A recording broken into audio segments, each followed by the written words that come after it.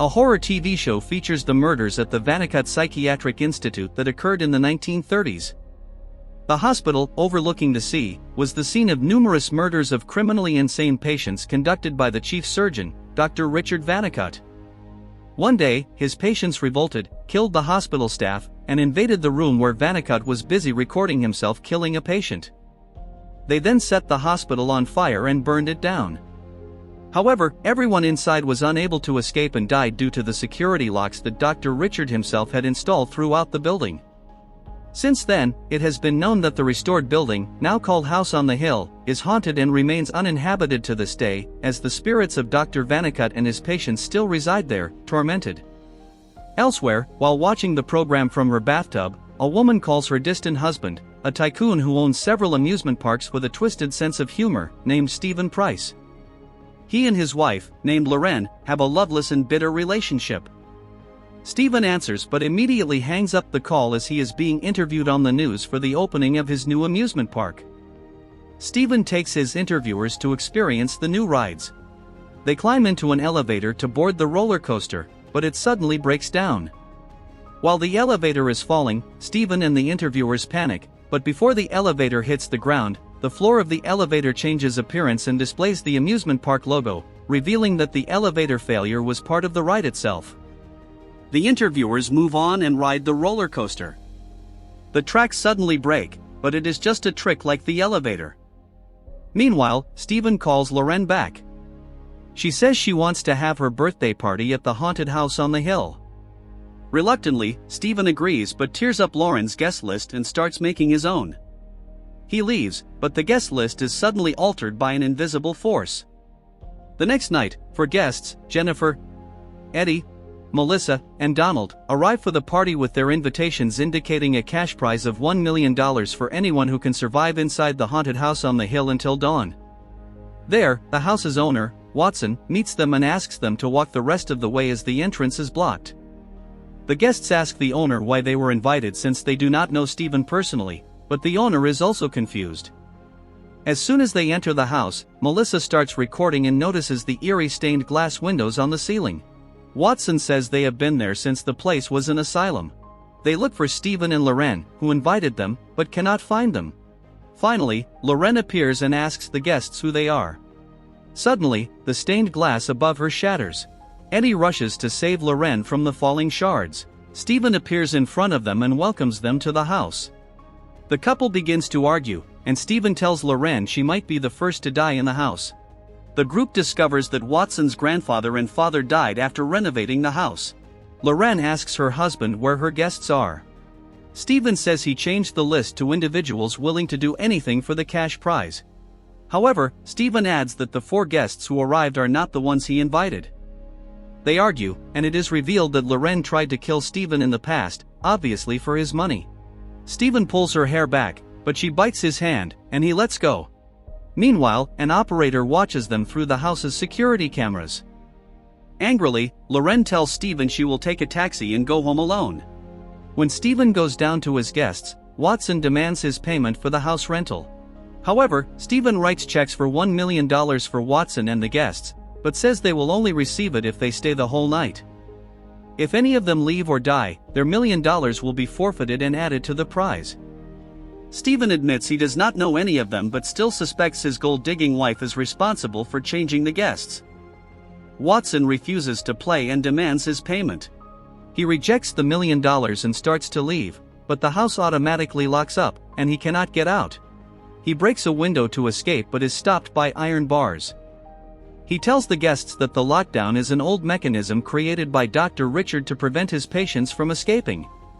According to the tragedy, everyone in the hospital died together in the fire, except for 5 staff members. Additionally, Watson says the house is alive and that everyone will die. They try to call for help, but there is no signal. Loren arrives later and blames Stephen for the lockdown. Donald tries to get Stephen to undo the lockdown, but Stephen denies responsibility for it. Eddie and Jennifer ask Watson how to unlock it.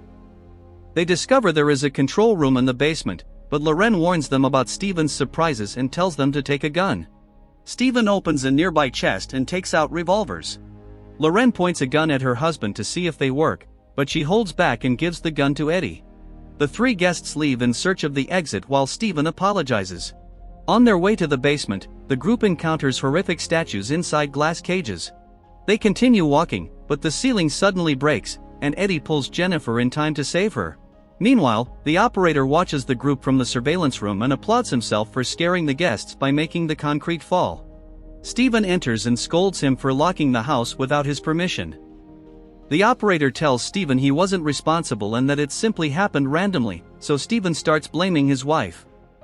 While guiding them to the control room, Watson tells the group that the basement has not been renovated since the fire. Steven suddenly appears and joins the group. They see an old metal door behind a broken brick wall, but Watson says it is not the control room. As they walk away, blood and a strange shadow appear on the metal door.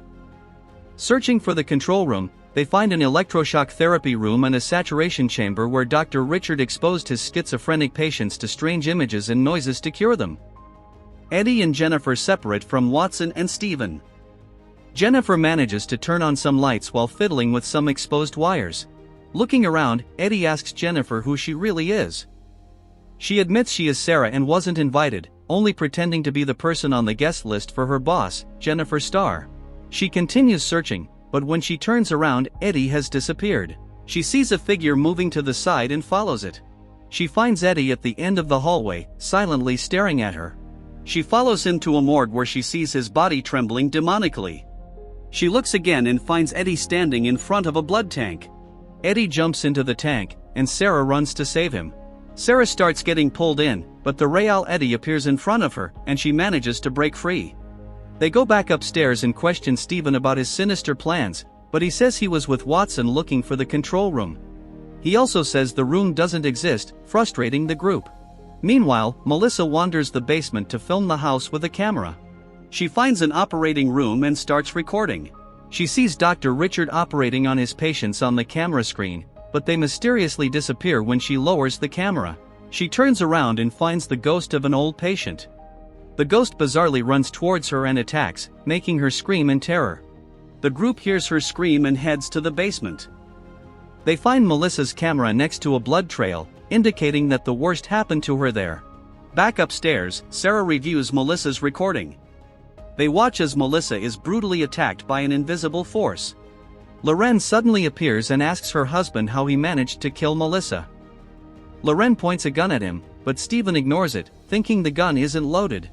She shoots the glass behind him and goes up to the bedroom. Steven then tells the group he loaded the gun with blanks. Steven goes to the operator but is horrified to find the operator's mutilated face. He looks at the cameras and sees Dr. Richard's ghost walking towards Lauren's room with a gun. Steven, scared, runs to the basement while Eddie and Sarah try to open a window, but without success. Watson looks for a drink, and Donald continues searching for Melissa. Suddenly, the lights start flashing on and off. The group finally meets in the basement and finds Loren tied to a bed in the electroshock therapy room. The electricity is turned on, and Loren is electrocuted. The group tries to turn off the electric current but can't find the switch. One of them finds the right switch and turns off the electricity, but Loren is already dead. Steven points a gun at the guests, suspecting one of them killed his wife. Sarah also points a gun at him, suspecting Steven himself. Eddie manages to knock Steven down, and they lock him in the saturation chamber. Donald is left to watch Steven. Steven begs him to open the door immediately, but Donald turns on the machine and leaves. Inside, Steven is traumatized by the moving images and horrific sounds. He hallucinates being drowned in a tank like one of Dr. Richard's patients. Then, a disfigured woman appears inside and turns into a horrible monster, causing Steven to panic and pass out. Meanwhile, Eddie and Sarah find Dr. Richard's old office. Upon entering, they are shocked to discover that all the guests here, except Donald, are distant relatives of the 5 staff members who escaped the hospital fire in the past. At that moment, Watson enters and says that the house itself was responsible for changing the guest list. Donald enters the electroshock room where Lauren's body is. He wipes her face and suddenly kisses her, then caresses her body, but soon stops and injects her with a drug. Suddenly, Loren wakes up and returns the kiss. It is revealed that Donald and Loren conspired to scare the guests, leading to Steven's death. However, both start to worry when they realize that neither of them was responsible for Melissa's sudden disappearance. Lorraine becomes frustrated because the guests aren't scared enough to kill her husband. She then suddenly stabs Donald, killing him with the intention of blaming her husband. She then removes Stephen from the saturation chamber and places Donald's corpse inside. Elsewhere, the group waits for Donald. When he doesn't return, they go to the basement to look for him, and Watson finds a new blood trail, as well as a bloody gun. The group suspects Stephen and returns to check the saturation chamber. When they open it, they find Donald decapitated inside. They now believe Stephen is the killer. Sarah goes to look for Stephen but suddenly hears Melissa's voice. She follows it, and Stephen randomly appears in front of her with bloody hands. Stephen tells her he woke up on the floor and it was Donald's fault. He asks for her help, but Sarah doubts his innocence and shoots him, killing him. Eddie and Watson arrive, and they all leave the basement together. After they leave, Lorraine suddenly appears and bids her husband a hateful farewell. She tells his corpse that she only married him for his money. Suddenly, Stephen grabs her and starts choking her. He throws her against the wall and reveals a bulletproof vest under his shirt. He frightens Lorraine and says he will truly destroy her. He throws her against the metal door behind the brick wall that the group passed earlier. However, the door breaks, and Lorraine falls into a filthy and terrifying room. The atmosphere becomes eerie when a shadow suddenly sweeps across the floor towards Lorraine. Stephen is surprised because this wasn't part of his plan. Lorraine stands up but is pulled by the shadow to the wall, where her body is quickly destroyed. Stephen, in shock from what just happened to his wife, accidentally finds a cabinet with Melissa's body parts inside. A dark shadow calls Stephen using Lauren's appearance, but he flees in fear. The shadow chases him, but he cannot escape as the lobby door is locked. Stephen screams for the other guests to open the door. The remaining group members are trying to open a window when they hear Stephen's voice. They are confused because they believe Sarah killed Stephen. Watson opens the door and sees the shadow. However, Stephen dodges the shadow, and Watson is dragged into the basement. Stephen closes the door behind him and runs.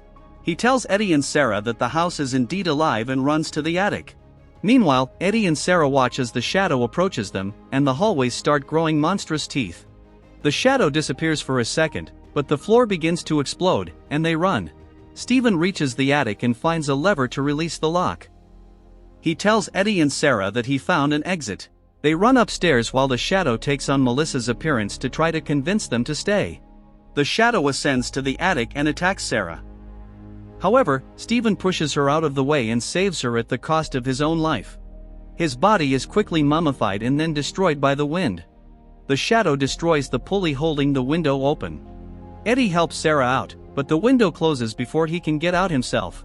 Inside, Eddie faces the shadow, which displays the faces of its many victims. They blame Eddie for the crimes of his ancestor who helped Dr. Richard torment patients in the hospital. Eddie admits he is adopted, but this seems to have no effect. When the shadow is about to attack Eddie, Watson's spirit appears and opens the window. Sunlight enters and harms the shadow, allowing Sarah to pull Eddie out. Watson then lets the window close behind them. Eddie and Sarah sit on the window ledge as the sun rises over them. Sarah finds an envelope on the ledge next to them. Eddie opens it and finds their prize money inside in the form of several $1 million checks. As they celebrate their survival, they wonder how to get down from the top of the asylum now. Meanwhile, Stephen and his wife's spirits are left to be tormented forever by Dr. Richard and the rest of the spirits inside the house.